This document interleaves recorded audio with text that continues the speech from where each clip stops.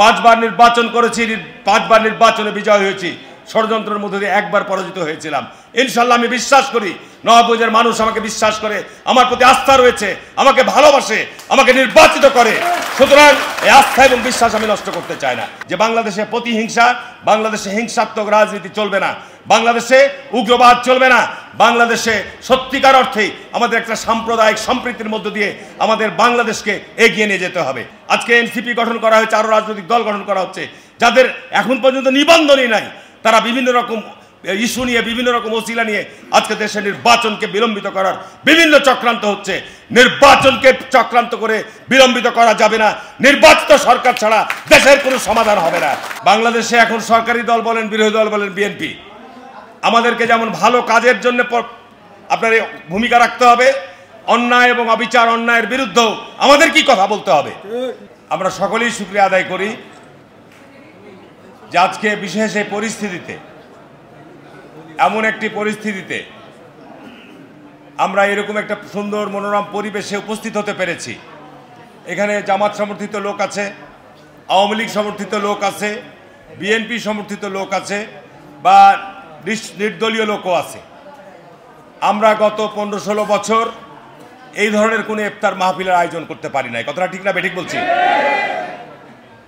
কিন্তু আল্লাহর রহমত আজকে অন্তত পক্ষে আমরা এখানে সকলেই চাঁপাইনবাবগঞ্জের বিভিন্ন প্রতিষ্ঠানগুলোর ব্যক্তিরা একত্রিত হতে পেরেছি। এটি আমাদের একটা সৌহার্দ্য সম্প্রীতির অন্যতম নিদর্শন। এই জন্য আল্লাহর কাছে আমরা শুকরিয়া আদায় করি। এরকম হওয়া উচিত। অন্য কেউ রাজনৈতিক সংগঠন এরকম যদি আয়োজন করে, আমরা যদি সেখানে যাই, এটা আমাদের মধ্যে সৌহার্দ্য এবং সম্প্রীতি বৃদ্ধি পায়। কিন্তু বিগত সময়ে আমার দলের সমর্থিত কোনো শিক্ষক, ব্যবসায়ী আমার সঙ্গে কথা বলবে, দেখা করবে, এরকম পরিবেশ ছিল না। কি কথাটা ঠিক না বেঠিক বলছি? এই জন্য আল্লাহর কাছে আমরা অন্তর থেকে শুকরিয়া আদায় করি।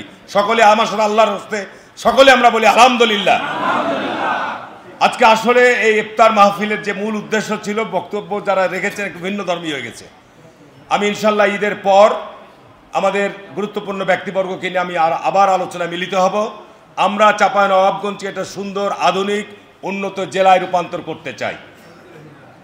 চাঁপাইনবাবগঞ্জে আমার যেটি স্বপ্ন, বাংলাদেশের মধ্যে চাঁপাইনবাবগঞ্জ শিক্ষায় অগ্রসর জেলা অতীতেও ছিল, আরও দৃশ্যমান হতে হবে, আরও উন্নত হতে হবে, এটি আমার অন্যতম লক্ষ্য। এই ক্ষেত্রে আমাদের শিক্ষা প্রতিষ্ঠানের প্রধানদেরকে, মাদ্রাসা বলেন, হাই স্কুল বলেন, কলেজ বলেন, পলিটেকনিক বলেন, কারিগরি প্রতিষ্ঠানগুলোর বলেন, তাদের প্রধানদেরকে গুরুত্বপূর্ণ দায়িত্ব এবং ভূমিকা রাখতে হবে। আমি এখানে, আমাকে ইতিপূর্বে আমার শিক্ষক প্রতিনিধিরা বলেছেন, আমি এখানে কোনো দল বুঝবো না। প্রতিষ্ঠানের উন্নতি, প্রতিষ্ঠানের ভালোর জন্য যা যা করা দরকার আমাদের করতে হবে।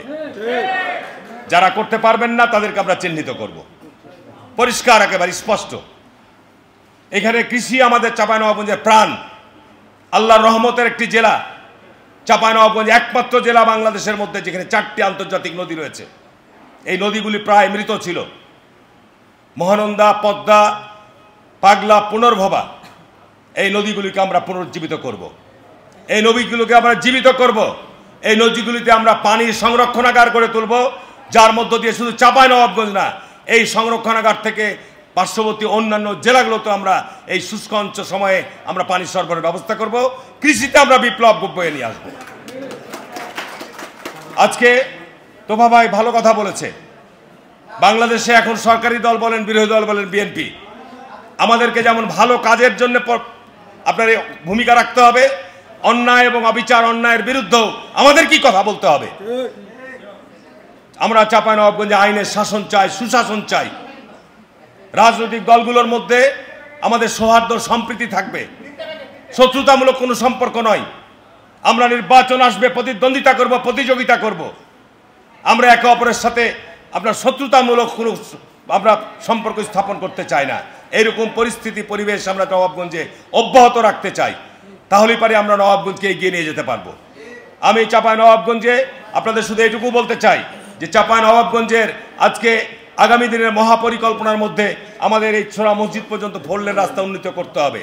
চাঁপাইনবাবগঞ্জে এই 4 লেন রাস্তার পাশাপাশি আমাদের শহরের ভিতর দিয়ে সমস্ত সোনা মসজিদের গাড়ি চলাচল করার জন্য এখন চলাচলের অনুপযুক্ত আমরা হয়ে গেছি। আমাদের বিকল্প বাইপাস নির্মাণ করতে হবে। নয়াগোলা দিয়ে আমাদের বাইপাস সড়ক নির্মাণ করার জন্য ইতিমধ্যে ডিপিপি প্রণয়নের কাজ চলছে, প্রায় 1300 থেকে 1500 কোটি টাকা লাগবে, সেটি আমরা ইনশাল্লাহ এখান থেকে পাস করাবো। চাঁপাইনবাবগঞ্জে ড্রেনেজ ব্যবস্থার উন্নয়ন করা হবে, এখানে আমরা সুয়েরেজ সিস্টেম উন্নয়ন করব। চাঁপাইনবাবগঞ্জে রাবার ড্যাম উন্নত হয়েছে, এই রাবার ড্যামের মধ্যে আমাদের পৌরসভার যে ড্রেনেজগুলো সব যে পড়ছে সেখান থেকে ড্রেনের আউটলেটগুলোকে পরিবর্তন করে চাঁপাইনবাবগঞ্জের এই মহানন্দার পানি যেন আমাদের সুপেয় থাকে সেরকম উদ্যোগ আমাদেরকে গ্রহণ করতে হবে। এই পরিকল্পনা সহ অন্যান্য যে সমস্ত মহাপরিকল্পনা এগুলোর ক্ষেত্রেই এখানে যারা উপস্থিত রয়েছেন ইনশাল্লাহ, যেহেতু এই পরিবেশটি সেই বিষয় আলোচনার নয়, সংক্ষিপ্ত আলোচনা হয়েছে, আমরা ছোট্ট পরিসর করে আমরা গুরুত্বপূর্ণ ব্যক্তিদেরকে নিয়ে আমরা সেই আলোচনার পরিবেশ তৈরি করব। আপনারা পরিকল্পনা দিবেন এবং আমার পাশে থাকবেন ইনশাল্লাহ। আমার জীবনের একটা পর্যায়ে আমরা এসে উপনীত হয়েছি, 5 বার নির্বাচন করেছি, 5 বার নির্বাচনে বিজয় হয়েছি, ষড়যন্ত্রের মধ্যে দিয়ে একবার পরাজিত হয়েছিলাম। ইনশাল্লাহ আমি বিশ্বাস করি নবাবগঞ্জের মানুষ আমাকে বিশ্বাস করে, আমার প্রতি আস্থা রয়েছে, আমাকে ভালোবাসে, আমাকে নির্বাচিত করে। সুতরাং এই আস্থা এবং বিশ্বাস আমি নষ্ট করতে চাই না। ব্যবসায়ীদের প্রতিনিধিরা বক্তব্য দিয়েছেন, অবশ্যই ব্যবসায়ীদেরকে যেন হয়রানি মুক্তভাবে তারা ব্যবসা করতে পারে, ব্যবসায়ীরা যেন সত্যিকার অর্থেই এখানে কোনো আপনার ওই সিন্ডিকেট না হয়, মুক্তভাবে ব্যবসা করতে পারে। আমাকে কোনো ভাগ দিতে হবে না, শেয়ার দিতে হবে না, আমি পরিষ্কার বলে যাচ্ছি, কোনো রকমের কোনো অংশ দিতে হবে না। আমি আগামী দিনে এখানে সুস্থ ব্যবসার পরিবেশ নিশ্চিত করতে চাই। ইতিমধ্যে 3-4 মাসে তা লক্ষ্য করেছেন। আগামী দিনে এইখানে কোনো অফিস আদালতে ঘুষ দুর্নীতি আমাদের কমাতে হবে, এটির ক্ষেত্রে আপনাদের ভূমিকা রাখতে হবে। এখন আপনারা যদি টাকা বহে নিয়ে যে আমাদেরকে ঘুষ দেন, আমার কি করার আছে? ঘুষ তো আপনারাকে দিতে হবে না, আপনারা ন্যায়সঙ্গত কাজ করার জন্য আমার কাছে আসবেন, কাজ প্রশাসন করতে বাধ্য হবে। বাংলাদেশে জনগণের সরকার আসবে, ষড়যন্ত্র হচ্ছে, চক্রান্ত হচ্ছে, দেশকে নিয়ে নির্বাচনকে বিলম্বিত করার চেষ্টা করা হচ্ছে। আজকে এনসিপি গঠন করা হয়েছে, আরো রাজনৈতিক দল গঠন করা হচ্ছে, যাদের এখন পর্যন্ত নিবন্ধনই নাই, তারা বিভিন্ন রকম ইস্যু নিয়ে, বিভিন্ন রকম ওসিলা নিয়ে আজকে দেশের নির্বাচনকে বিলম্বিত করার বিভিন্ন চক্রান্ত হচ্ছে।